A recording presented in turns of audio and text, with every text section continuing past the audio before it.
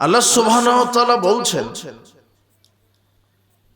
ওয়া মা ইয়ানতিকু আনিল হাওয়া ইন হুয়া ইল্লা ওয়াহয়ু ইউহা।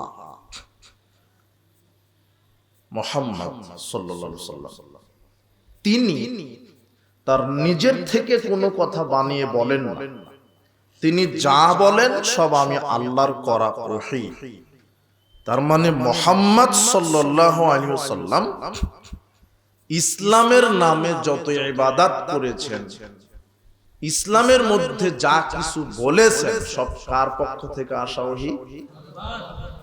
তার মানে মুহাম্মদ সাল্লাল্লাহু আলাইহি ওয়াসাল্লামের নিজস্ব ক্ষমতা ছিল না যে তিনি একটা শরীয়ত তৈরি করে নিজের মতো আমল করবেন। তিনি আল্লাহর পক্ষ থেকে নবী, কিন্তু তিনি একটা কথা বলবেন অথবা আমল করবেন, নিজের থেকে এই ক্ষমতা মুহাম্মদ সাল্লাল্লাহু আলাইহি ওয়াসাল্লামেরও নাই, ছিল না, যতক্ষণ না কে না বলছেন আল্লাহ।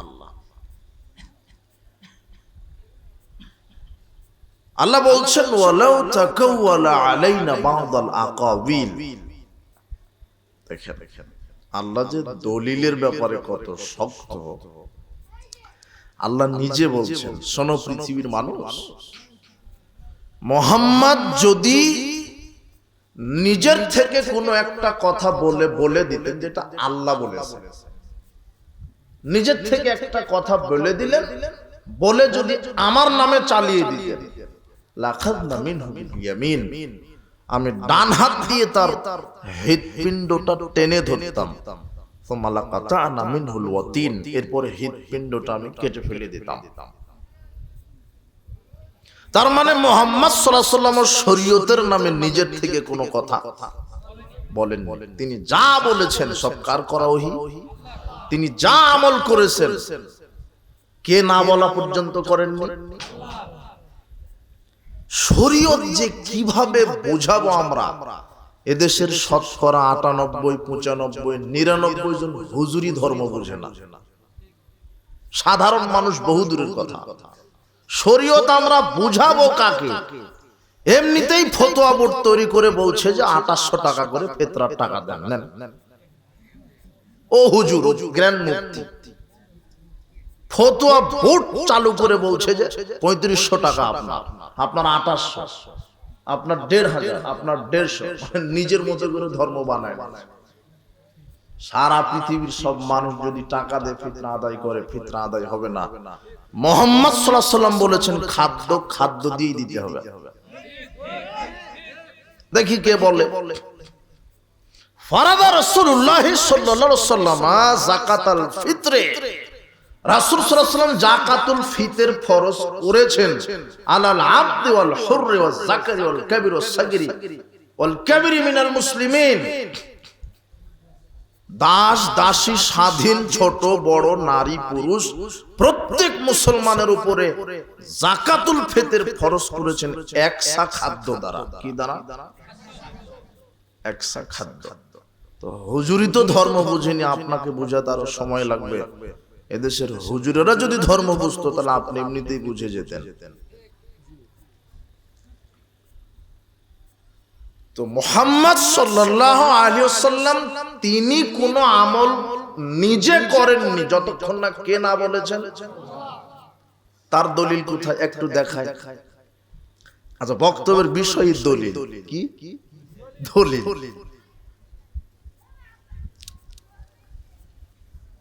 সহিহ বুখারীর ২৩৫১ নম্বর হাদিস, উতিয়ান নবী সাল্লাল্লাহু আলাইহি ওয়াসাল্লাম বিকাদাহিন, রাসূল সাল্লাল্লাহু আলাইহি ওয়াসাল্লামের নিকটে এক পেয়ালা পানি নিয়ে আসা হলো। এক জগ বলেন, একটা জগে পানি নিয়ে আসা। ফাশারাবা মিন, রাসূল সাল্লাল্লাহু আলাইহি ওয়াসাল্লাম সেখান থেকে পানি পান করলেন। আইয়ামিনিহি গোলামুন আসগরুল কওম, তার ডান দিকে ছিল একটা বালক, ছোট্ট বালক। আইয়াসারিহি আল ইশয়াখু আইয়াসারিহি, আর বাম দিকে ছিল বয়োবৃদ্ধ জ্ঞানী গুণী মানুষ। ডান দিকে কে ছিল? একটা বালক, ছোট বালক, ৮, ১০, ১২ বছরের একটা ছেলে ডান দিকে ছিল। আর বাম দিকে আছে আবু বকর রাদিয়াল্লাহু আনহু, ওমর রাদিয়াল্লাহু আনহু, ইনাদের মতো এরকম বড় বড় মানুষ, জ্ঞানী গুণী মানুষ বসে আছে। তো রাসূল সাল্লাল্লাহু আলাইহি ওয়াসাল্লাম এক গ্লাস পানি পান করার পরে এই বাচ্চাটাকে বলছেন, ইয়া গোলাম আতাজানু লি আম উতিয়াহুল আশিয়াক, হে বৎস, তুমি কি আমাকে অনুমতি দিবে যে আমি এক গ্লাস পানিটা এখন এই বাম দিকের এই মুরব্বী লোকদেরকে দিব? অনুমতি চাচ্ছেন কেন বলেন তো? এই বালকের কাছে অনুমতি চাচ্ছেন কেন?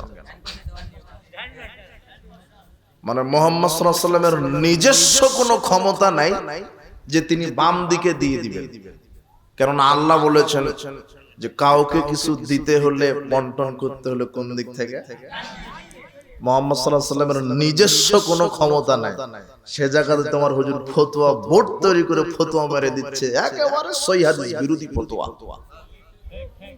অবাক অবাক।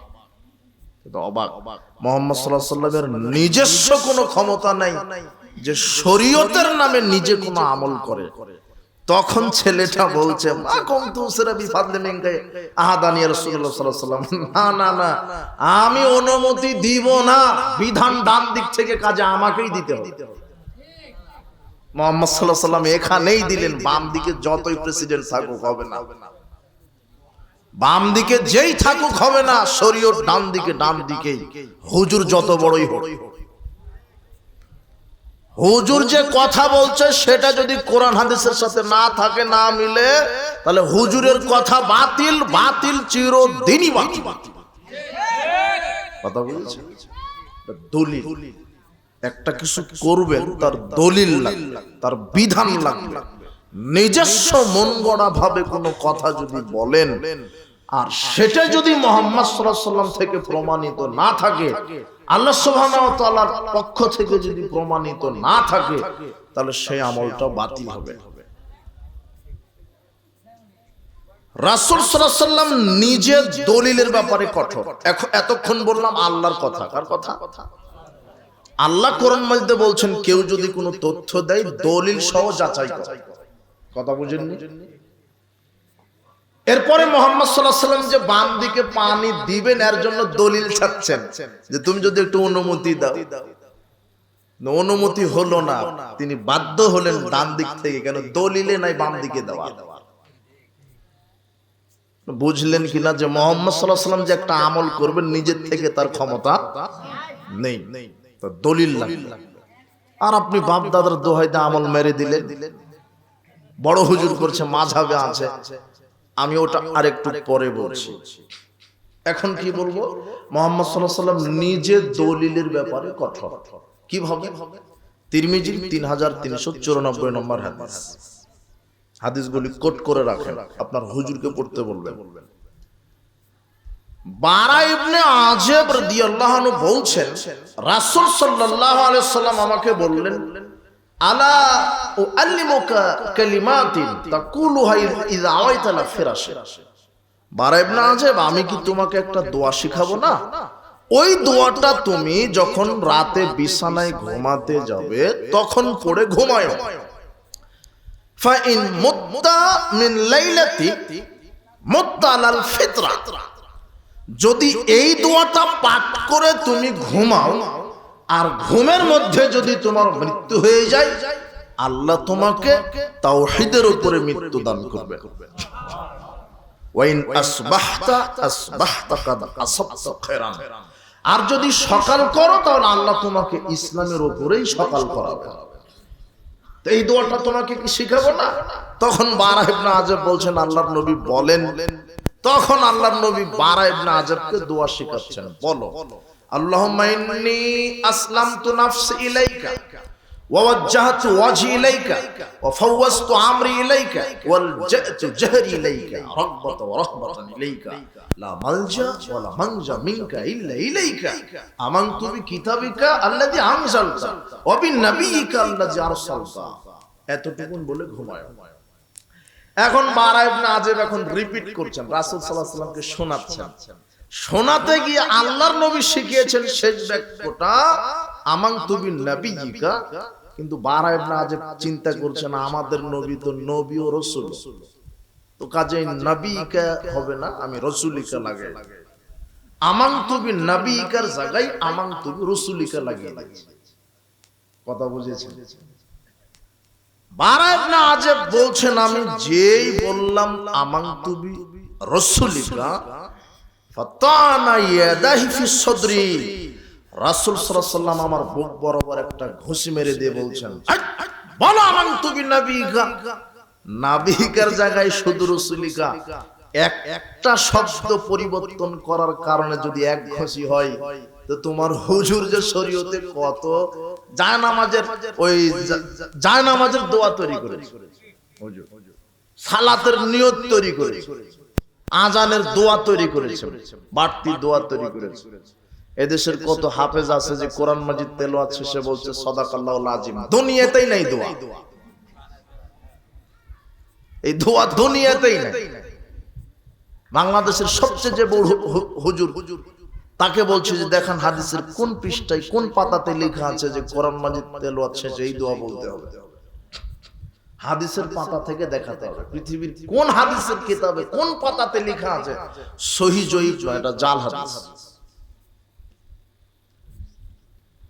শুধু নাবিকার জায়গায় রাসূলিকা লাগানোর কারণে রাসূল সাল্লাল্লাহু আলাইহি ওয়াসাল্লাম তাকে এক ঘুষি মেরে বলছেন আই নাবিকা বলো। দেখেন দলিলের ব্যাপারে কত শক্ত, শরীয়ত পরিবর্তন করার ক্ষমতা পৃথিবীর কারো নাই। আল্লাহ যেইভাবে শিখিয়েছেন আল্লাহর নবীকে, কথা বোঝা গেল না? মনে হয় যা আছে ওইভাবেই, যা আছে ওইভাবেই, এটাই হলো ইত্তেবায়ে সুন্নাহ, রাসূল সাল্লাল্লাহু আলাইহি সাল্লামের অনুসরণ।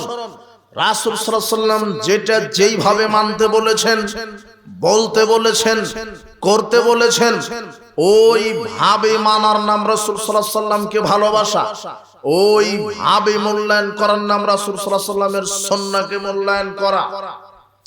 কিন্তু কিবা করে বাপ দাদার দোহাই দিয়ে, বড় হুজুরের দোহাই দিয়ে, আগের থেকে করে আসছি বড় হুজুর করে, এই দোহাই দিয়ে কত সমাজে ভ্রান্ত আমল চালু আছে।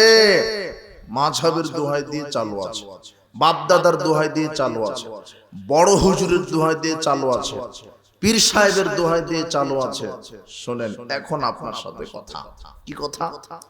বড় হুজুর বহু দূরের কথা, বড় দল বহু দূরের কথা, মাযহাব বহু দূরের কথা, বড় মুফতি বহু দূরের কথা,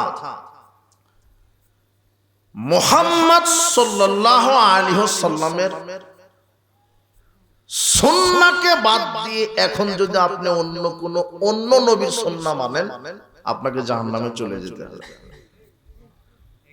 আল্লাহর নবী একদা সাহাবীদেরকে বলছেন লাউ বাদালাকুম মূসা, এই সাহাবীগণ এখন যদি মূসা আসে, এখন যদি আসে ফাত্তাবাতুমুহু, আর তোমরা যদি মূসার শরীয়তকে মেনে চলো, ওয়া তারাকতুমুনি, আর আমি মুহাম্মদ সাল্লাল্লাহু আলাইহি সাল্লাম আমার সুন্নাহকে আমার শরীয়তকে যদি ছেড়ে দাও, এখন যদি মূসা তোমাদের কাছে আসে আর যদি তোমরা মূসার শরীয়তকে মেনে চলো আর আমার সুন্নাহ আমার শরীয়তকে যদি ছেড়ে দাও, লা দালালতুম আন সাওয়াইস সাবিলা, তাহলে তোমরা পথভ্রষ্ট হবে।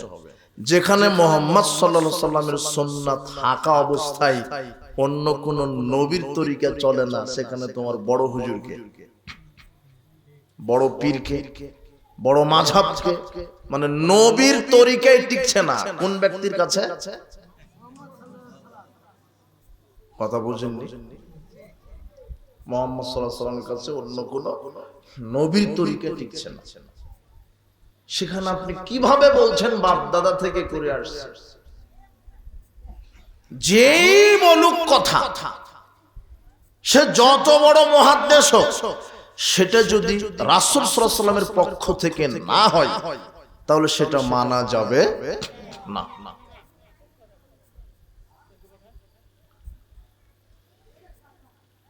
এই কথাটা আবার অন্যভাবে শেষের দিকে বলবো।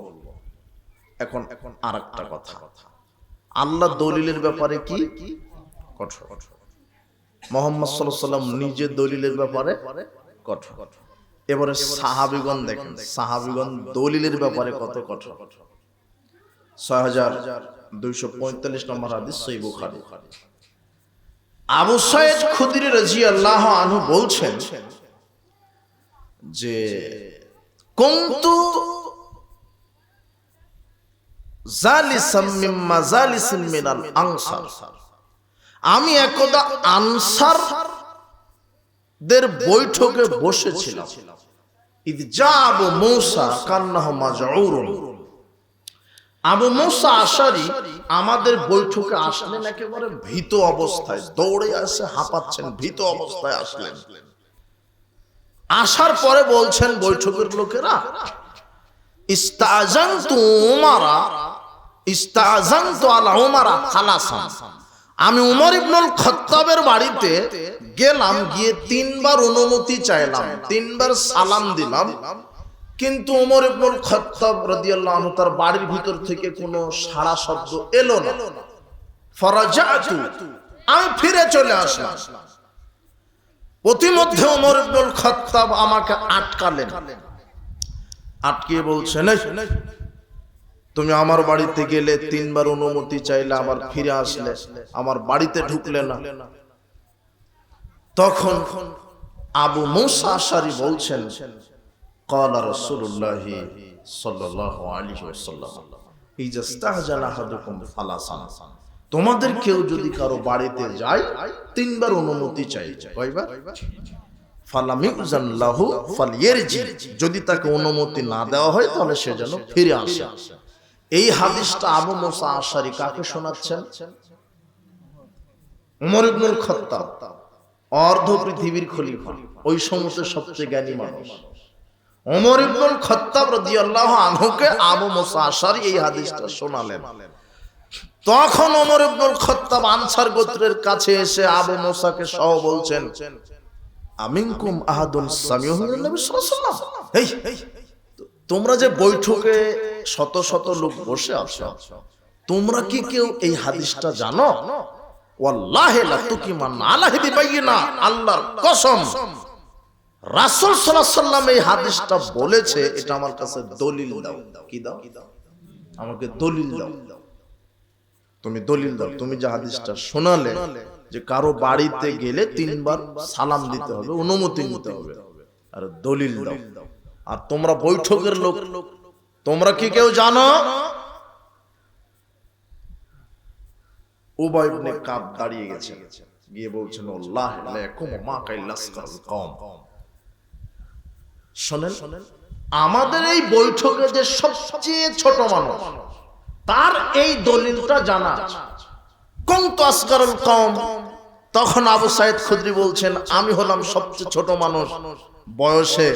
আমি দাঁড়িয়ে ওমর ইবনুল খাত্তাবকে বললাম যে হ্যাঁ, আল্লাহর নবী এই কথা বলেছেন, এই কথা আল্লাহর নবী বলেছেন, এই হাদিস আল্লাহর নবী বলে গেছেন। এই যে দলিল, ওমর ইবনুল খাত্তাব একটা আমল করবেন, সেটা দলিল ছাড়া তিনি করতে রাজি নয়। এই হাদিস থেকে বোঝা গেল আর একটা কথা, যে আলেম, একজন আলেম অনেক জানতে পারে, কিন্তু সব জানতে ওমর ইবনুল খাত্তাবের এই হাদিসটা জানা ছিল। কথা বুঝেননি মনে হয়? কথা, ওমর ইবনুল খাত্তাব রাদিয়াল্লাহু আনহু এই হাদিস জানা ছিল না, তাই তিনি বলছেন দলিল পেশ করো, দলিল। তখন আবু সাঈদ খুদরি রাদিয়াল্লাহু আনহু বলছেন, হ্যাঁ, আন্নান নবী সাল্লাল্লাহু আলাইহি ওয়াসাল্লাম ক্বালা যালিক, হ্যাঁ, আল্লাহর নবী এই হাদিস এভাবে বলেছেন। এখন দলিল স্পষ্ট, হাদিস বুখারী। তার মানে সাহাবীগণ কোন আমল করার পূর্বে যদি যেটা জানতেন না, সেটা জেনে দলিল সহ আমল করার চেষ্টা করতেন। আর আপনি বাপ দাদার দোহাই দিয়ে শরীয়ত চালান। আল্লাহ আপনাকে ইত্তেবায়ে সুন্নাহ, রাসূল সাল্লাল্লাহু আলাইহি ওয়াসাল্লামের সুন্নাহকে বোঝার এবং জীবনে বাস্তবায়ন করার তৌফিক দান করুন। এটা দলিল। এরপরে দেখেন সাহাবীগণ বেদাতের বিরুদ্ধে কত কঠোর। আমরা যখন ওই একটু কঠিন ভাবে বক্তব্য দিই, অনেকে নসিয়া করেন যে একটু নরম ভাবে বললে হয় না, এত কঠিন ভাবে বলেন কেন? তো সব কিছুতে তো নরম হবে না, কোনো কিছুতে কঠিন হতে হয়। ওই হেকমতের দোহাই দিয়ে ম্যাও ম্যাও করে সুন্নাহ প্রতিষ্ঠা হয়নি, হবেও না। যতদিন বেঁচে থাকতে হবে একেবারে মর্দে মুজাহিদের মতো বেঁচে থাকতে হবে।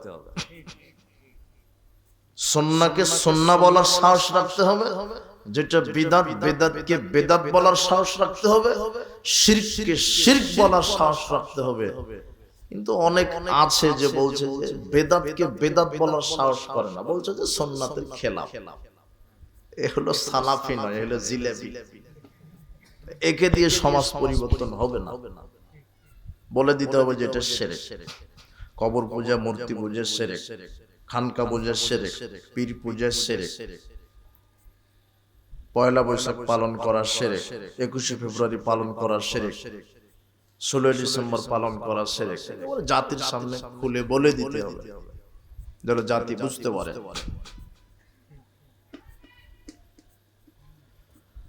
মুজাহিদ রাহিমাহুল্লাহ আব্দুল্লাহ ইবনে ওমর রাদিয়াল্লাহু আনহুর ছাত্র। হাদিসটা আবু দাউদের 538 নম্বর হাদিস। তো মুজাহিদ রাহিমাহুল্লাহ বলছেন, কুনতু মা ইবনে ওমর, আমি একদা ইবনে ওমর রাদিয়াল্লাহু আনহুর সাথে ছিলাম। ফাসাওয়াবা রাজুলুন ফি যুহরি ওয়াল আসর, যোহর অথবা আসরের সালাতে মসজিদে গেলাম। আব্দুল্লাহ ইবনে ওমরকে নিয়ে, আমার উস্তাদকে নিয়ে মসজিদে গেলাম, যোহরের সালাতে কিংবা আসরের সালাতে গেলাম। তো গিয়ে দেখি মুয়াজ্জিন সাহেব আজান দিলেন, দেওয়ার পরে আবার লোকদেরকে বলছে, এখন জামাত শুরু হয়ে যাবে, তাড়াতাড়ি আসেন, এখন জামাত শুরু হয়ে যাবে, তাড়াতাড়ি আসেন, এভাবে ডাকছে। তখন আব্দুল্লাহ ইবনে ওমর বলছেন, উখরুজ, আমাকে এখান থেকে বাহির করো, ফা ইন্না হাযি বিদআহ, আযানের পরে আবার ডাকাডাকি করা বিদআত। বিদআত। আচ্ছা, আব্দুল্লাহ ইবনে ওমর বলছেন যে আমাকে এখান থেকে বাহির করো, আমাকে এখান থেকে বাহির করো। আব্দুল্লাহ ইবনে ওমর রাদিয়াল্লাহু আনহু শেষ বয়সে অন্ধ হয়ে গেছিলেন, এই জন্য তিনি তার ছাত্রকে বলছেন, এই মসজিদ থেকে আমাকে কি করে নিয়ে যাও, মানে ওই মসজিদ আর সালাতি আদায় করবে না। কেন? ওই মসজিদে বেদাত চালু আছে, এই কারণে। কথা বুঝেছেন? আযানের পরে আবার ডাকাডাকি করে, যে মসজিদে বেদাত হয় এই মসজিদে আমি সালাত আদায় করব না, আমার এখান থেকে বাহির করে নিয়ে যাও। এই যে দেখেন বেদাতের বিরুদ্ধে কত কঠোর ভাবে সাহাবীগণ অবস্থান করেছেন, এটা তার দলিল। মাররা ইবনে মাসউদিন আলা ইমরাতিন, একদা আব্দুল্লাহ ইবনে মাসউদ রাদিয়াল্লাহু আনহু একটা মহিলার পাশ দিয়ে যাচ্ছেন। মা তাসবিহুন ইউসাব্বিহু বিহা, মহিলাটি তখন তাসবিহ দানা দ্বারা তাসবিহ পাঠ করছিল। কি দানা? তাসবিহ দানা আছে না, 100 দানা। ওই মহিলাটি তাসবিহ দানা দিয়ে তাসবিহ পাঠ করছে। তো ওই মহিলার পাশ দিয়ে যাচ্ছেন আব্দুল্লাহ ইবনে মাসউদ। আব্দুল্লাহ ইবনে মাসউদ মহিলার কাছ থেকে তাসবিহ দানাটা কেড়ে নিলেন, নিয়ে ছিঁড়ে ফেলে দিলেন।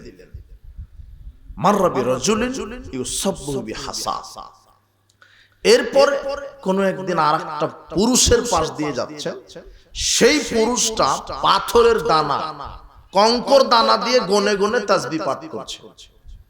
তখন আব্দুল্লাহ ইবনে মাসউদ রাগান্বিত হয়ে গেলেন, ফাদারাবা বিরিজলিহি, পা দিয়ে ওই পুরুষ ব্যক্তিকে লাথি মারলেন।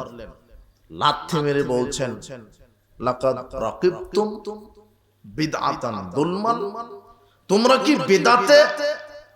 বেদাতের দিকে অগ্রসর হচ্ছ? লাকাদ গালাবতুম আসহাবা মুহাম্মাদিন সাল্লাল্লাহু আলাইহি ওয়াসাল্লাম ইলমান, তোমরা কি রাসূল সাল্লাল্লাহু আলাইহি ওয়াসাল্লামের সাহাবী হিসেবে জ্ঞানের দিকে বিজয়ী হয়েছ? তোমরা কঙ্কর দানা দিয়ে তাসবিহ দানা দিয়ে তাসবিহ পাঠ করছো কেন? তাসবিহ দানা দিয়ে রাসূল সাল্লাল্লাহু আলাইহি ওয়াসাল্লাম তাসবিহ পাঠ করেননি। দেখেন পুরুষ ব্যক্তিটাকে লাথি মেরে দিলেন। একটু ভালো করে বলতে পারতেন তো যে এভাবে গণনা করা যাবে। মানে সাহাবীগণ কঠোর ভূমিকা ছিলেন যে রাসূল সাল্লাল্লাহু আলাইহি ওয়াসাল্লামের সুন্নাহকে এরা পরিবর্তন করে দিচ্ছে। কি করে দিচ্ছে এরা? পরিবর্তন। সাহাবীগণ এইভাবে রাসূল সাল্লাল্লাহু আলাইহি ওয়াসাল্লামের সুন্নাহকে টিকিয়ে রাখার জন্য জিহাদ করেছেন, যাতে করে সুন্নাতকে পরিবর্তন করে কেউ বিদআত সৃষ্টি না করতে পারে। আবু সাঈদ খুদরি রাদিয়াল্লাহু আনহু, সহিহ বুখারীর 956 নম্বর হাদিস। আবু সাঈদ খুদরি রাদিয়াল্লাহু আনহু ঈদের মাঠে গেছেন। ওই সময়তে মদিনার খলিফা হচ্ছেন মারওয়ান। মারওয়ান ঈদের মাঠে গেছে মেম্বার নিয়ে। রাসূল সাল্লাল্লাহু আলাইহি ওয়াসাল্লাম ঈদের মাঠে মেম্বার নিয়ে মেম্বারের উপরে দাঁড়িয়ে খুতবা দেননি, মেম্বার ছাড়া দিয়েছেন। কিন্তু মারওয়ান খলিফা, মেম্বার নিয়ে গেছেন ঈদের মাঠে। ঈদের মাঠে মেম্বার নিয়ে যাওয়ার পরে সালাতের পূর্বেই খুতবা শুরু করেছেন। তখন আবু সাঈদ খুদরি রাদিয়াল্লাহু আনহু বলছেন, জনাব, আপনি তো রাসূল সাল্লাল্লাহু আলাইহি ওয়াসাল্লামের সুন্নাহকে পরিবর্তন করে দিলেন। আগে সালাত তারপরে খুতবা, এটাই নয় কি? কিন্তু মারওয়ান তখন বলছে, আবু সাঈদ খুদরি, এখন লোকজন খুব ব্যস্ত, এই জন্য সালাতের পরে খুতবা দিলে কেউ বসে শুনে না, ব্যস্ততা দেখিয়ে চলে যায়, তাই আমি সালাতের আগেই খুতবা দিচ্ছি। দেখেন মারওয়ানের যুগ। হাদিসটা বুখারীতে আছে, 956 নম্বর হাদিস।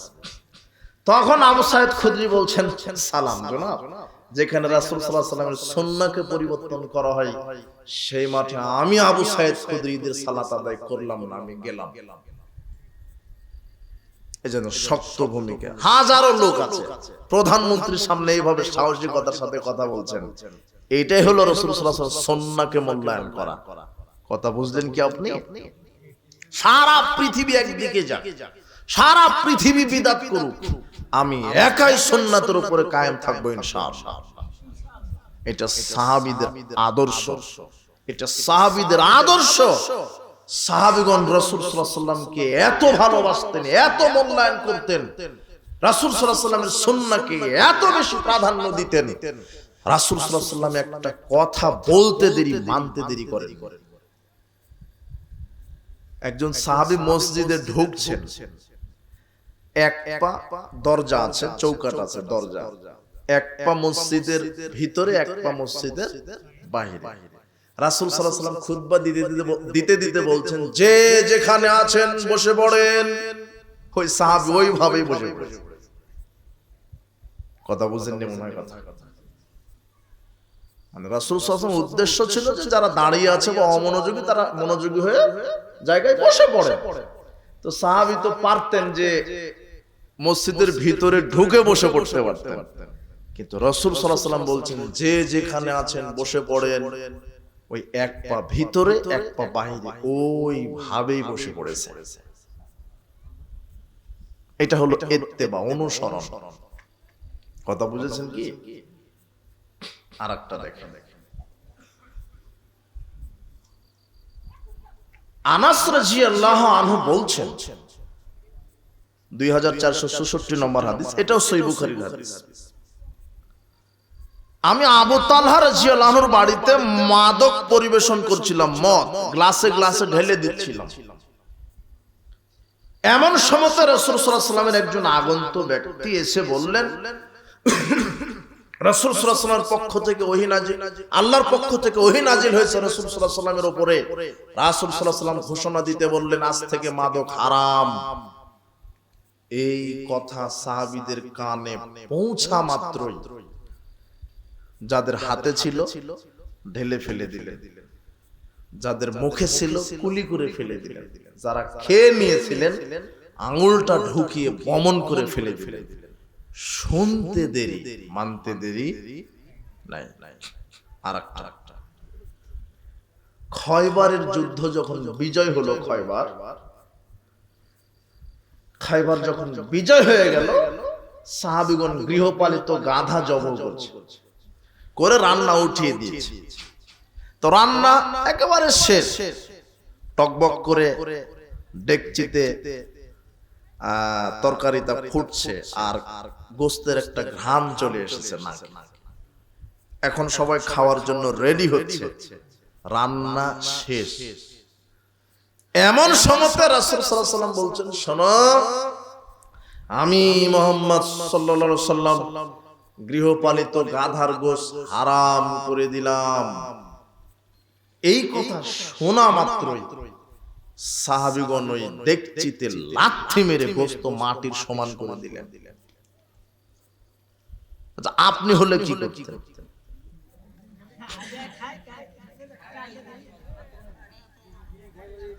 আপনি হলে বলতেন যে যেহেতু রান্নাটা হয়ে গেছে, তেল মশলা লবণ মরিচ খরচ হয়ে গেছে, আজকে খেয়ে নি, আগামীকাল থেকে আর খাবো না।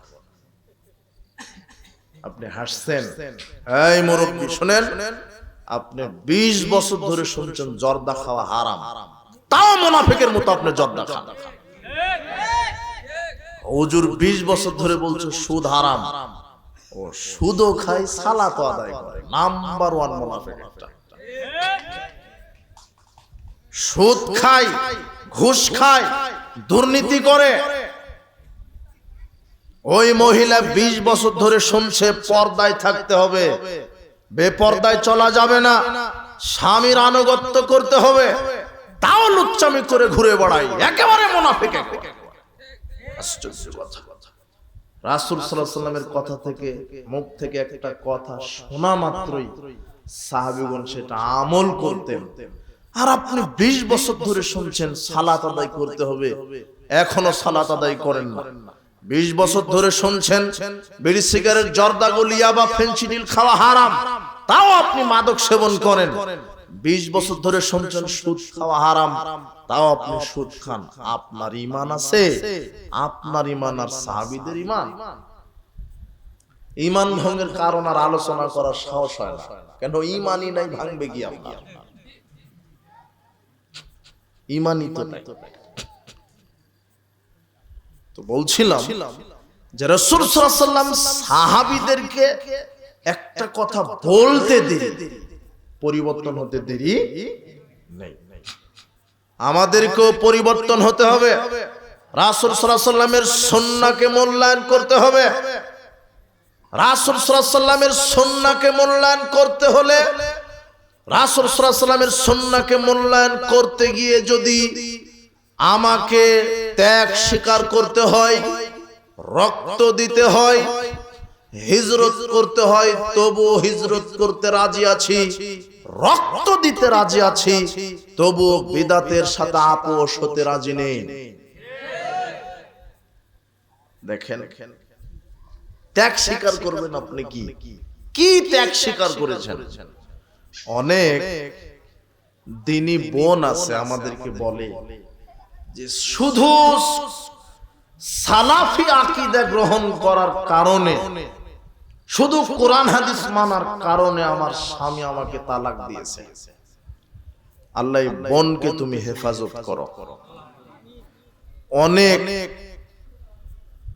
সেদিন আমি নারায়ণগঞ্জ গেছিলাম, একটা যুবক আমাকে জড়িয়ে ধরে কেঁদে ফেলে দিল। বলছে, ভাই, কোরআন এবং সহিহ হাদিস যেদিন থেকে মেনেছি, সালাফি মানহাজ যখন আমি আঁকড়ে ধরলাম, আমার আব্বা আমাকে ত্যায্য পুত্র করেছে, বাড়ি থেকে বের করে দিয়েছে, এখন আমি শ্বশুর বাড়ি আছি। তোমার মতো যুবক আমাকে জড়িয়ে ধরে হাওমাও করে কান্না করলেন যে আমার বাপ আমাকে বাড়ি থেকে বের করে দিয়েছে। অপরাধ কি? শুধু কোরআন সুন্নাহ মানবে, বাপ দাদারটার মানবে না, এটা হলো অপরাধ। এরকম কত নিবেন? তখন আমি তাকে 2টা হাদিস শুনিয়েছিলাম, আজকে ওই 2টা হাদিস আপনাকেও শোনাবো। আব্দুল্লাহ ইবনে মুগাফফাল, ইবনে মাজাহ 17 নম্বর হাদিস।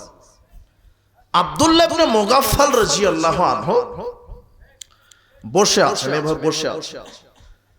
তার পাশে তার আপন ভাতিজা, ভাইয়ের ছেলে, তাহলে কি হলো? ভাতিজা বসে আছে। ছোট্ট একটা কঙ্কর দানা শিকারীকে মারছে। একটা শিকারী, ছাগল দুম্বা ভেড়ার মতো একটা শিকারী ওকে মারছে, মেরে ওর গোশ খাবে। তো এইভাবে একটা কঙ্কর, ছোট্ট কঙ্কর দানা, পাথরের দানা এভাবে মারলো। তখন আব্দুল্লাহ ইবনে মুগাফফাল বলছে, ফাদিজা, আন্না রাসূলুল্লাহ সাল্লাল্লাহু আলাইহি ওয়াসাল্লাম নাহা আনহা, রাসূল সাল্লাল্লাহু আলাইহি ওয়াসাল্লাম ছোট কঙ্কর দানা দিয়ে শিকার ধরতে নিষেধ করেছে। কেন? ওই শিকারীকে তুমি ছোট কঙ্কর দানা মারলে ও তো মরবে না, হয় চোখে লেগে চোখ টেরা হয়ে যাবে, দাঁতে লেগে দাঁত ভেঙে যাবে, ও পালিয়ে যাবে। খামোখা তাকে তুমি কষ্ট দিলে, ধরতে পারলে না। যদি ধরতে হয় বড় পাথর বিসমিল্লাহ বলে ফিকে মারো যাতে করে পড়ে যায়, তখন তুমি ধরে জব করে খেয়ে নাও। কিন্তু রাসূল সাল্লাল্লাহু আলাইহি ওয়াসাল্লাম ছোট পাথর মারতে নিষেধ করেছে। এই হাদিসটা তার নিজের ভাতিজাকে শোনালেন। শোনা আব্দুল্লাহ ইবনে মুগাফফাল এইদিকে ওর কাজ করছে। ভাতিজা আবার আরেকটা ওই পরিমাণের কঙ্কর নিয়ে আবার ওই শিকারীকে মেরে দিয়েছে। তখন আব্দুল্লাহ ইবনে মুগাফফাল বলছে, ভাতিজা, একটু আগে তোমাকে রাসূলের হাদিস শোনালাম, এরপর আবার মারলে? উকাল্লিমুকা আবাদা, আমি তোমার সাথে আর জীবনে কথা বলবো না। কিছু কথা বলবে না,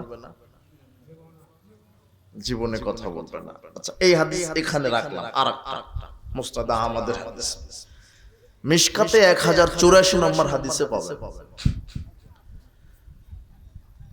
আব্দুল্লাহ ইবনে উমর সাহাবীদেরকে হাদিস শোনাচ্ছেন যে রাসূল সাল্লাল্লাহু আলাইহি ওয়াসাল্লাম বলেছেন, লা ইয়ামনা আন্না রাজুলুন আহলাহু আয়াতুল মাসাজিদ, তোমাদের কেউ যেন তার স্ত্রীগণকে মসজিদে গিয়ে সালাত আদায় করতে বাধা যেন না দাও। এই হাদিসটার আংশিকটা বুখারীতে এসেছে 873 নম্বর হাদিসে। রাসূল সাল্লাল্লাহু আলাইহি ওয়াসাল্লাম বলছেন, ইজা ইস্তাজানাত আহাদিকুম ইমরাতুন ফালাইয়ামনাহা, তোমাদের স্ত্রীগণ যদি মসজিদে গিয়ে 5 ওয়াক্ত সালাত আদায় করতে চায় তাহলে তোমরা বাধা দিও না। স্বামীর অনুমতি নিয়ে যদি মহিলা মসজিদে গিয়ে 5 ওয়াক্ত সালাত আদায় করতে চায় তাহলে স্বামী যেন তার স্ত্রীকে কি না দেয়, এই কথা রাসূল সাল্লাল্লাহু আলাইহি ওয়াসাল্লাম সাহাবীদেরকে বলছেন। এই হাদিসটাই বহুদিন পরে আব্দুল্লাহ ইবনে উমর তার ছাত্রদেরকে শোনাচ্ছেন যে রাসূল সাল্লাল্লাহু আলাইহি ওয়াসাল্লাম বলেছেন, কারো স্ত্রী যদি মসজিদে গিয়ে সালাত আদায় করতে চায় তাহলে সে যেন বাধা না দেয়। তখন আব্দুল্লাহ ইবনে উমরের ছেলে বেলাল, কি বেলাল, ওমর ইবনুল খাত্তাবের ছেলে আব্দুল্লাহ ইবনে উমর, আর আব্দুল্লাহ ইবনে উমরের ছেলে বেলাল। তো আব্দুল্লাহ ইবনে উমর যখন এই হাদিসটা বললেন তখন তার ছেলেটাই বলছে, ইন্না নামনাউহুন্না, আমরা অবশ্যই বাধা দিব। এখন ফিতনার যুগ, মসজিদে মহিলারা যাবে, আমরা বাধা দিব। তখন বাপ তার ছেলেকে বলছে, উহাদ্দিসুকান রাসূলুল্লাহ সাল্লাল্লাহু আলাইহি ওয়াসাল্লাম তাকুলু হাদা, আমি তোমাকে রাসূলের হাদিস শোনালাম আর তুমি বলছো বাধা দিবে। ফামা কাল্লামাহু আব্দুল্লাহ ইবনে উমর হাত্তা মাত, আব্দুল্লাহ ইবনে উমর ওই দিন থেকে মরা পর্যন্ত তার ছেলের সাথে কথা বলে। বোঝা গেল না মনে হয় কথা? আচ্ছা, রক্তের সম্পর্ক ছিন্নকারী কোথায় যাবে না? আব্দুল্লাহ ইবনে উমর তো সাহাবী, তাহলে এর কোনো পথ আছে জান্নাতে যাওয়া? নিজের বেটার সাথে মরা পর্যন্ত কি বলেনি, রক্তের সম্পর্ক ছিন্ন করলো না। শোনেন, শরীয়ত বুঝতে ভুল হয়েছে, ফতোয়াবাজি সব জায়গাতে করতে হবে না। আল্লাহর নবী বলছেন, ওই ব্যক্তি ততক্ষণ মুমিন নয় যেই ব্যক্তি সারা পৃথিবী পিতামাতা ধন সম্পদ ছেলে মেয়ের চাইতে আমি মুহাম্মদ সাল্লাল্লাহু আলাইহি ওয়াসাল্লামকে মহব্বত না করছে। আমি আমার পিতামাতাকে মানব না, আমার জাতিকে মানব না, আমি কোন নেতাকে মানব না, কোন আমার নিজের সন্তানকে মানব না, সম্পর্ক রাখবো না, তারা যদি আমার রাসূল সাল্লাল্লাহু আলাইহি ওয়াসাল্লামের সুন্নাতের বিরুদ্ধাচরণ করে থাকে। কথা বুঝেছেন? এটা আল্লাহর নবী বলেছেন। নিজের সন্তানের চাইতে মহব্বত কার উপরে বেশি থাকতে হবে? মুহাম্মদ সাল্লাল্লাহু আলাইহি ওয়াসাল্লাম। কোরআন মাজিদে বলেছেন, ইন জাহাদাকা আলান তুশরিকা বি মা লাইসা লাকা বিইলম ফালা তুতিহুমা। পিতামাতাকে খেদমত করো, পিতামাতার সেবা করো। পিতামাতাকে কষ্ট দিলে জাহান্নাম, এটা ঠিক। তবে পিতামাতার ওই কথা শুনতে গেলে যদি আল্লাহর সাথে বিদ্রোহিতা করা হয়, আল্লাহর সাথে অন্য কাউকে শরীক করা হয়, ওই পিতামাতার কথা মানা যাবে। ইসলাম স্পষ্ট। আব্দুল্লাহ ইবনে ওমর তার নিজের ছেলের সাথে মরা পর্যন্ত কথা বলেনি। কেন? ও যুক্তি দিচ্ছে রাসূল সাল্লাল্লাহু আলাইহি ওয়াসাল্লামের হাদিসের উপরে, যখন ফিতনার যুগ। তোমার হুজুর বলছে যে মসজিদে মহিলাদের নিয়ে যাচ্ছে ফিতনা, ভোটের ক্যানভাস করতে ফিতনা হয় না। তোমার হুজুর, আশ্চর্য হুজুর তোমার। ওই যে বাজারে যাচ্ছে, এখানে যাচ্ছে, তখন ফিতনা নয়, মসজিদে নাকি ফিতনা। এরা কত বড় জাহেল। আবার বলছে যে আহলে হাদিসেরা মসজিদে নাকি মহিলাদেরকে ধর্ষণ করতে নিয়ে যায়, অথচ ওরাই মসজিদে হিল্লা করে ছেড়ে দেয়।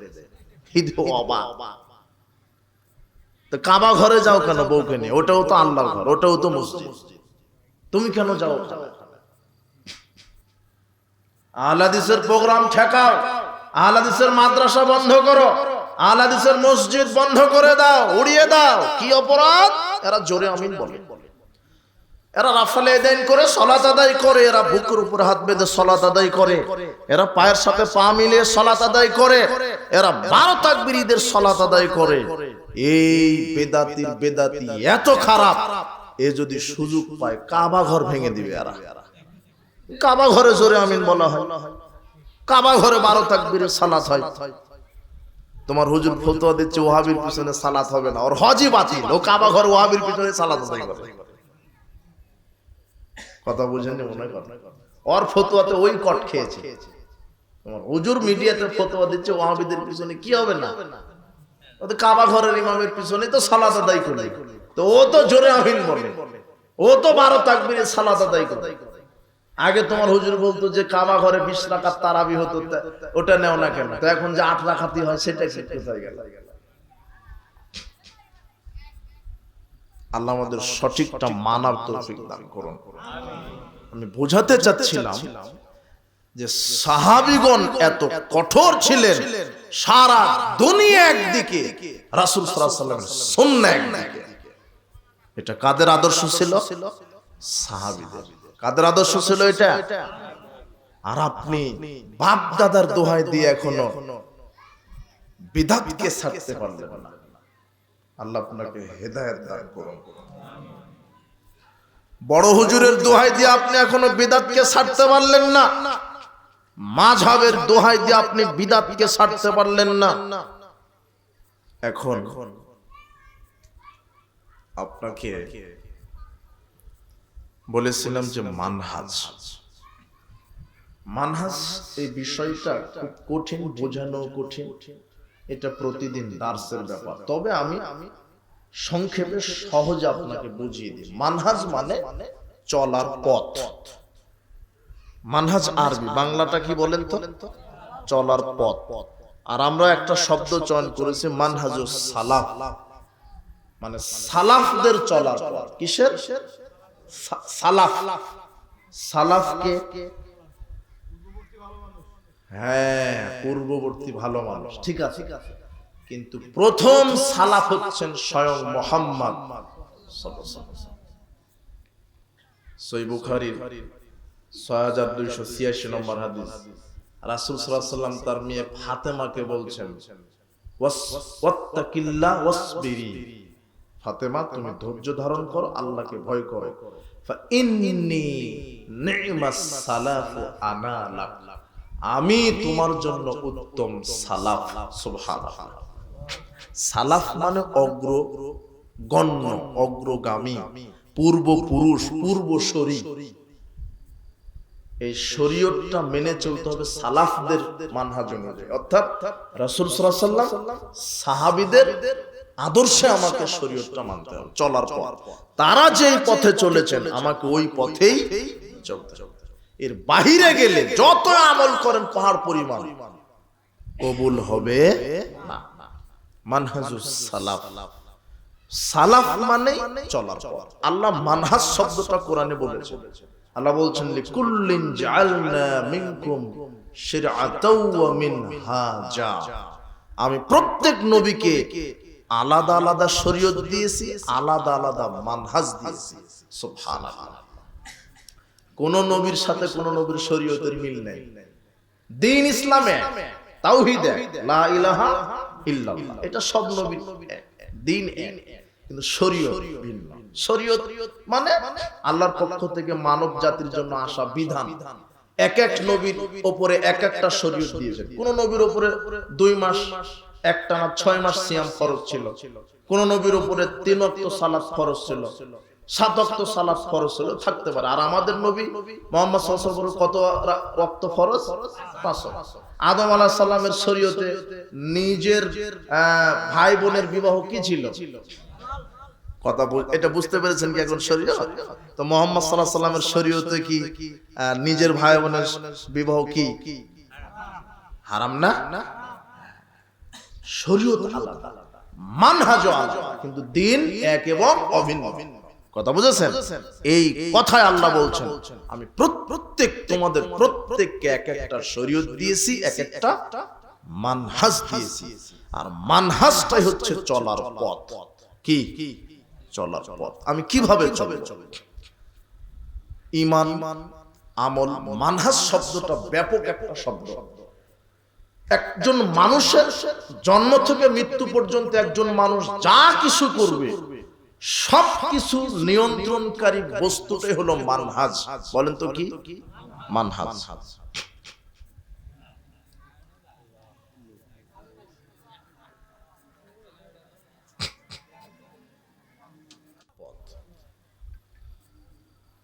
আর মানহাজটা ব্যাপক অর্থবোধক শব্দ। একজন মানুষের জন্ম থেকে মৃত্যু পর্যন্ত তার সার্বিক দিক এবং বিভাগটা নিয়ন্ত্রণ করে মানহাজ। কি মানহাজ? আমার ঈমান, আমার আকীদা, আমার তাওহীদ, আমার আমল, আমার আচরণ, আমার ব্যবসা, আমার শিক্ষা, আমার রাজনীতি, আমার অর্থনীতি, সব কিছুই নিয়ন্ত্রণ করে কোন জিনিস? মানহাজ। ঈমান আনবো কিভাবে, আমল করব কিভাবে, কোন পদ্ধতিতে, ওটা হলো মানহাজ। আর এই জন্য আমরা বলেছি মানহাজুস সালাফ। কাদের মতো ঈমান? সালাফ, রাসূল সাল্লাল্লাহু আলাইহি ওয়াসাল্লাম সাহাবীদের মতো ঈমান। কাদের মতো আমল? সাহাবীদের মতো আমল। আপনি যা কিছু করবেন কাদের মতো হওয়া লাগবে? সালাফদের মতো, না হলে হবে না। এই কথা আল্লাহ বলছেন সূরা বাকারার 137 আয়াতে, ফা ইন আমানু বিমিথলি মা আমানতুম বিহি ফাকাদ ইহতাদাউ। ফা ইন আমানু, যদি তারাও ঈমান আনে, বিমিথলি, ওই রকম, মা আমানতুম বিহি, যেই রকম তোমরা ঈমান এনেছো। এখানে তোমরা মানে কারা? না, আল্লাহ রাসূল সাল্লাল্লাহু আলাইহি ওয়াসাল্লামের উপরে আয়াত নাজিল করলেন। রাসূল সাল্লাল্লাহু আলাইহি ওয়াসাল্লামকে বললেন, মুহাম্মদ সাল্লাল্লাহু আলাইহি ওয়াসাল্লাম, যদি পৃথিবীবাসী ওইভাবে ঈমান আনে যেমন তুমি ঈমান এনেছো, যদি পৃথিবীবাসী ওইভাবে আমল করে যেমন তুমি আমল করেছো, তোমার মতো ঈমান, তোমার মতো আমল যদি তাদেরও হয়, ফাকাদ ইহতাদাউ, আমি তাদেরকেও হেদায়েত দিয়ে দেব। তাহলে আমার ঈমানটা কার মতো হওয়া লাগবে? রাসূল সাল্লাল্লাহু আলাইহি ওয়াসাল্লাম, সাহাবীদের মতো। আমার আমলটা কাদের মতো হতে হবে? রাসূল সাল্লাল্লাহু আলাইহি ওয়াসাল্লামের মতো, সাহাবীদের মতো। এই কথা কে বলছেন? আল্লাহ। এখন আমরা সংক্ষেপে বোঝাবো। যে কোনো আমল করার পূর্বে 5টা জিনিস দেখবেন। কয়টা? 5টা। তাহলে আমলের বিদআত ঢোকার কোনো সুযোগ কয়টা জিনিস দেখবেন? 5টা জিনিস। 1 নাম্বার স্থান। 1 নাম্বার কি? স্থান, জায়গা। কারণ আমলের সাথে জায়গার সম্পর্ক আছে। কি আছে? মানে আমল করার পূর্বে কয়টা জিনিস দেখবেন? 5টি। তার 1 নাম্বার কি দেখবেন? স্থান। মানে কোন স্থানে কোন আমল কে করেছে? মুহাম্মদ সাল্লাল্লাহু আলাইহি ওয়াসাল্লাম, সাহাবায়ে কেরাম। কথা বুঝেছেন কি? 1 নাম্বার হচ্ছে স্থান। যেমন বুঝেন, এগুলো বোঝানো খুব কঠিন। হজ করবেন, হজ তো হজের জন্য একটা নির্দিষ্ট জায়গা নাই? আছে তো। বাইতুল মুকাররমে গেলেন, গিয়ে 7টা স্তবক দিলে হজ হয়ে যাবে, তাই না? টঙ্গীতে গেলে 3 বার টঙ্গীতে গেলে হজ হয়, জানেন না? আরেকজন বলছে মক্কাতে যান, মক্কাতে গেলেও হজ হবে। কাবা ঘর তওয়াফ করলেও হজ হবে।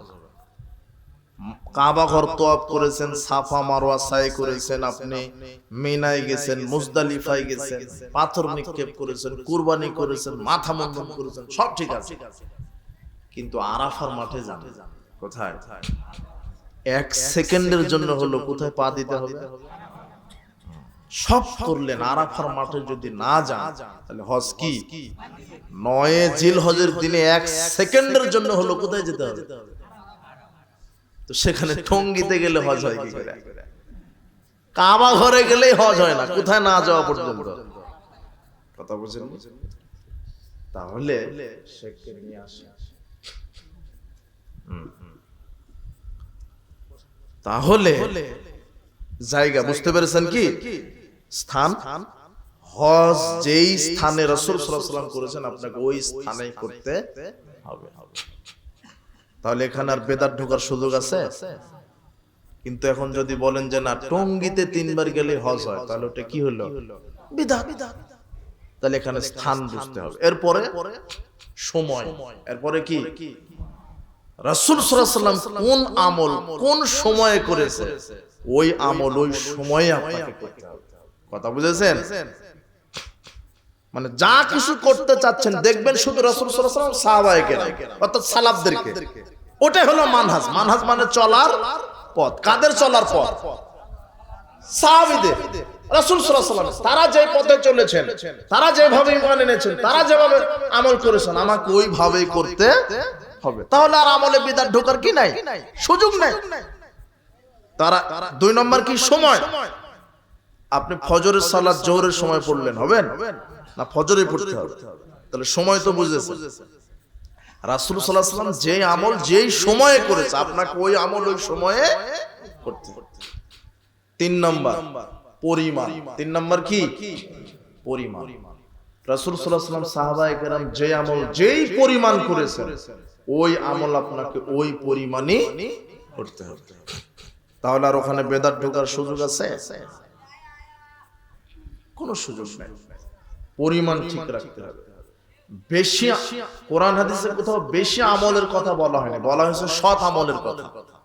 আপনি সারা রাত আমল করছেন, সেটা যদি রাসূল সাল্লাল্লাহু আলাইহি ওয়াসাল্লামের না হয়, তাহলে ওই আমলের কোনো মূল্য। ওই যে 3 জন লোক এসে বললেন না, আমি সারা রাত সালাত আদায় করব, হ্যাঁ, প্রতিদিন সিয়াম রাখব, বিবাহ করব না। তো ওরা তো, ওদের উদ্দেশ্য তো ভালো, যে সারা রাত সালাত আদায় করলে আল্লাহ খুশি হবেন, জান্নাত আরো সহজ হবে। কিন্তু রাসূল সাল্লাল্লাহু আলাইহি ওয়াসাল্লাম বলছেন না, ওটা আমার সুন্নাত নয়। সারা রাত সালাত আদায় করা আমার সুন্নাত। যে ব্যক্তি সারা রাত সালাত আদায় করবে সে আমার উম্মতি নয়।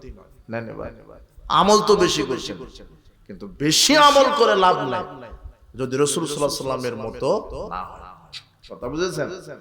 ওই পরিমাণে আমল করতে হবে যেই পরিমাণ কে করেছে? রাসূল সাল্লাল্লাহু আলাইহি ওয়াসাল্লাম। 4 নাম্বার কারণ। কি কারণ? 4 নাম্বার কি দেখবেন? আমল করার পূর্বে কি দেখবেন? একটা আমল করবেন, ওই আমল কি কারণে রাসূল সাল্লাল্লাহু আলাইহি ওয়াসাল্লাম করেছেন, কি কারণে সাহাবায়ে কেরাম করেছেন। আমাদের সমাজে, আহলে হাদিস সমাজে 2টা বিষয়ে রূপ চুলকানি একটু বেশি। এক হচ্ছে আহলে হাদিসদের মধ্যে আছে এক শ্রেণীর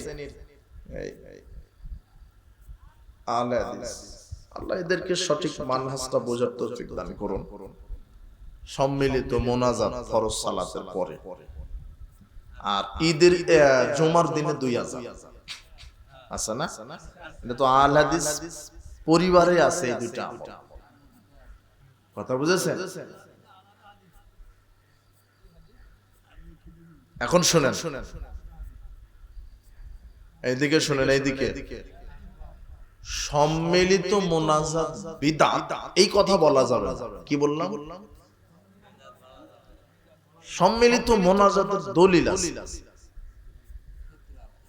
হ্যাঁ, ক্ষেত্র আলাদা, জায়গা আলাদা, উদ্দেশ্য আলাদা। রাসূল সাল্লাল্লাহু আলাইহি ওয়াসাল্লাম সম্মিলিত মোনাজাত করেছেন। বৃষ্টি প্রার্থনার সালাতে, সালাত শেষে খুতবা শেষে সাহাবীদেরকে নিয়ে কি সম্মিলিত মোনাজাত করেননি?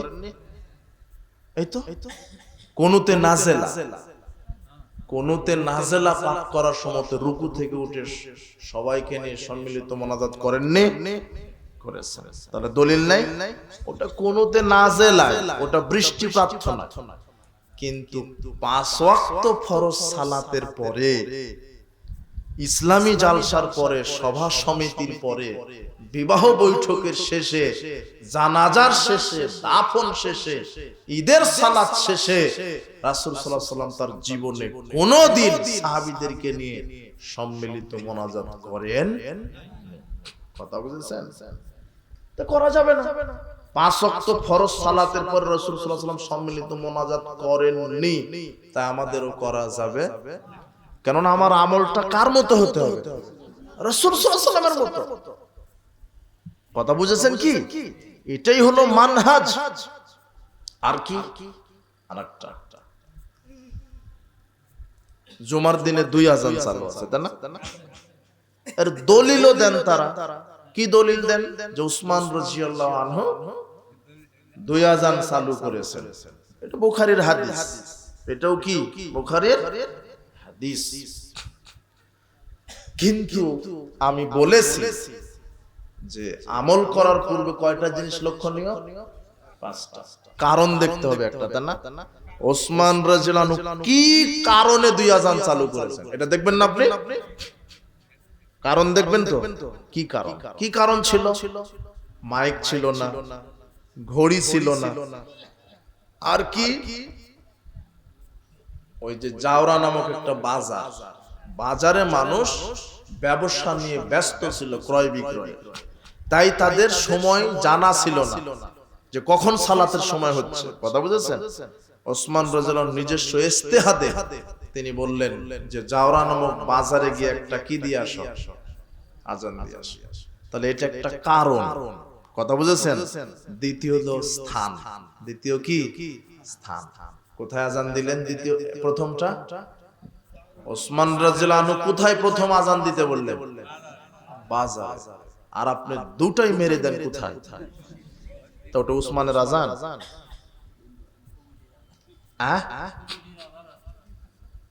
কথা বুঝেননি?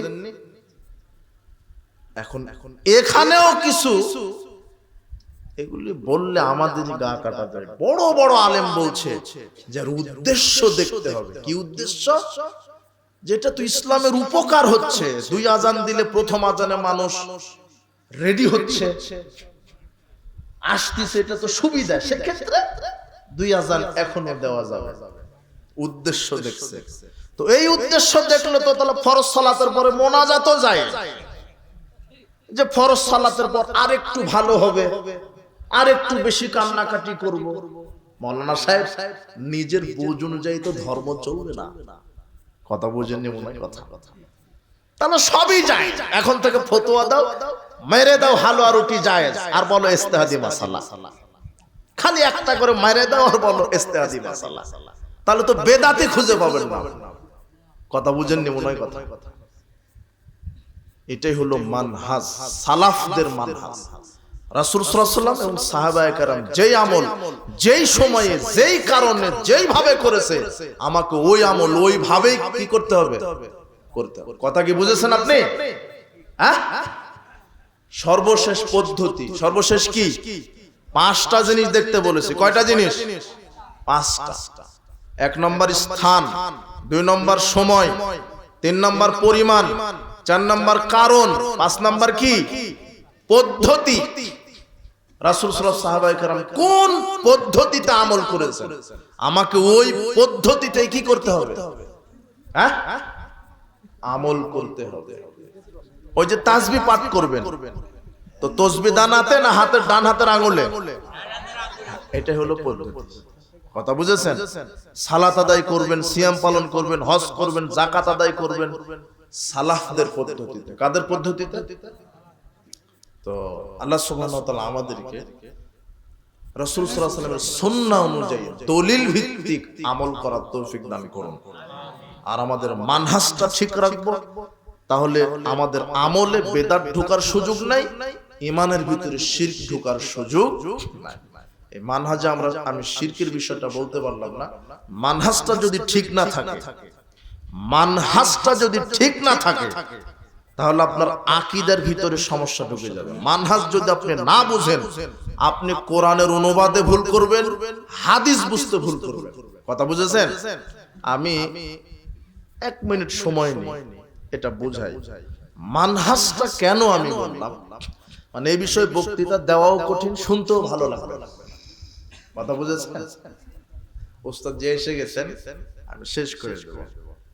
আমি যেটা বলছি যে মানহাজটা যদি আপনি না বুঝেন, তাহলে কোরআন মাজিদ অনুবাদে ভুল হবে, বুঝতে ভুল হবে, হাদিস বুঝতে ভুল হবে, আপনি মুশরিক হয়ে যাবেন। দেখেন, এই মানহাজের জ্ঞান না থাকার কারণে অধিকাংশ মুসলিম মুমিন, আল্লাহ বলছেন ওয়া মা ইউমিনু আকসারুহুম বিল্লাহ ইল্লা ওয়া হুম মুশরিকুন, অধিকাংশ মুমিন ঈমান আনার পরও মুশরিক। এটা কে বলেছেন? এদের এই মানহাজটা ঠিক না থাকার কারণে। দেখবেন আমাদের দেশে এক শ্রেণীর লোক বলে না যে যিনি গুরু তিনিই খোদা, তিনি আল্লাহ। আপনি আস্তাগফিরুল্লাহ বললেন, এটা বুখারীর হাদিস।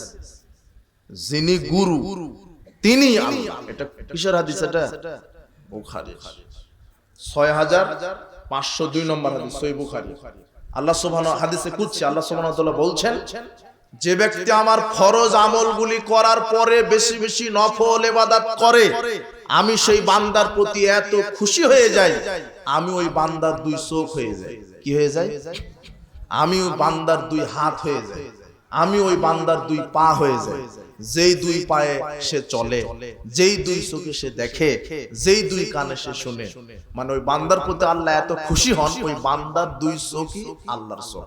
তার মানে এখন এই যে মারফতেরা বলছে যে পাগল মন রে গুরু ভজনা, গুরু বিনে মুক্তি পাবে না, যিনি গুরু, গুরু নামে আছে সুদা, যিনি গুরু তিনি খোদা। অর্থাৎ যে ইবাদত করতে করতে মারিফত হাসিল হয়ে গেছে, ওর 2 চোখ আল্লাহরই চোখ, ওর 2 হাত আল্লাহরই হাত, মানে ওই আল্লাহ এখন হয়ে গেছে। এই যে বুখারীর হাদিস, এটা বুখারীর হাদিস। কথা বুঝেন না? মনে কথা উল্টা বুঝিল রাম, সাধু সাবধান। তো এই হাদিসের বুঝ, এই জন্যই মানহাজ, সালাফদের মানহাজ। এই হাদিসের মূল অর্থটা কি? আল্লাহ সুবহানাহু ওয়া তাআলা ওই ব্যক্তির প্রতি এত সন্তুষ্ট হন, ওই ব্যক্তি এত পরহেজগারিতা অর্জন করে, আল্লাহ খুশি হয়ে বলছেন আমি ওই ব্যক্তির 2 চোখ হয়ে যায়, মানে ওই 2 চোখ দিয়ে সে আর কোশ্চেন কালো হারাম কিছু দেখে না। আমি 2 পা হয়ে যায়, মানে ওই 2 পা দিয়ে চলে, ওই চলার শক্তি আমি আল্লাহ দিই, ওই 2 পা দিয়ে সে হারাম পথে, পাপের পথে আর চলে না। সুবহানাল্লাহ, এটা হলো সঠিক ব্যাখ্যা। আরো বলে না যে যিনি আল্লাহ, যিনি মুহাম্মদ তিনি আল্লাহ, যিনি মুহাম্মদ তিনি আল্লাহ, যিনি আল্লাহ ওহ জমস্তবি আরশতা সুধাকার, উত্তর পড়া হয় মদিনা মে মুস্তফাকার। আরশের অধিপতি আল্লাহ ছিলেন যিনি, তিনি মদিনাতে প্রেরিত হলেন মুহাম্মদ হয়ে। মানে আরশে থাকলে আল্লাহ, উনি পৃথিবীতে আসলে কি হয়ে যান? মুহাম্মদ। এর দলিল কোরআনে আছে। কোথায় আছে? সূরা আনফালের 17 নম্বর আয়াতে আছে। কি আল্লাহ বলছেন? ওয়া মা রামাইতা ইয রামাইতা ওয়ালাকিন্নাল্লাহ রামা। মানে বদর যুদ্ধের দিনে রাসূল সাল্লাল্লাহু আলাইহি ওয়াসাল্লাম এক মুষ্টি বালি নিয়ে কাফেরদের চোখে এভাবে ছুঁড়ে মেরেছিলেন। তো এই কথাটা আল্লাহ বলছেন ওয়া মা রামাইতা, মুহাম্মদ সাল্লাল্লাহু আলাইহি ওয়াসাল্লাম আপনি নিক্ষেপ করেননি, ইয রামাইতা যখন আপনি নিক্ষেপ করেছিলেন, ওয়ালাকিন্নাল্লাহ রামা আমি আল্লাহই সেটা নিক্ষেপ করেছিলাম। মানে যে মুহাম্মদ আল্লাহ, এই কোরআনের আয়াত। কিন্তু এই আয়াত বুঝতে হলে মানহাজুস সালাফ, সাহাবীদের বুঝ নিতে হবে আপনাকে, বুঝ।